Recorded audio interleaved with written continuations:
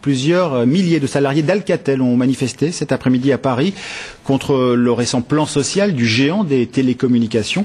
Conséquence de la fusion avec l'américain Lucent, 4500 suppressions de postes sont prévues en Europe d'ici 3 ans, dont 1500 en France.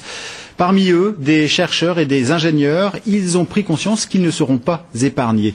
Éric Cornet et Samuel Guibou.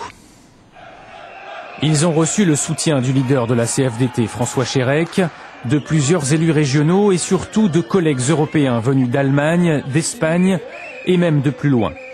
Au cœur d'une importante colonie bretonne, Vincent, entré chez Alcatel il y a 10 ans comme ingénieur. Il y a un mois, la direction a annoncé la fermeture de son site. C'était absolument un choc, tellement on est sur des technologies porteuses d'avenir. On ne s'attendait vraiment pas à ce que nos emplois puissent être menacés sur le site de Rennes. On se dit que si aujourd'hui même ce type d'emploi est menacé, qu'est-ce qui restera demain? À Rennes, Vincent et ses collègues ont l'impression d'avoir été trahis, sacrifiés après avoir formé eux-mêmes des ingénieurs chinois. Au départ, on trouvait ça un petit peu louche. De toute façon, on n'avait pas le choix. On nous a demandé de les former. Ils sont venus à Rennes. Des collègues à nous ont été à Shanghai. Mais ensuite, on a bien senti que ça ne tenait pas la route, puisque sur Shanghai, ils continuent à embaucher du monde. Donc, on sent bien qu'il y a un transfert de compétences, donc de la R&D, de la matière grise des sites bretons vers Shanghai, pour toujours les mêmes raisons, des raisons de coût.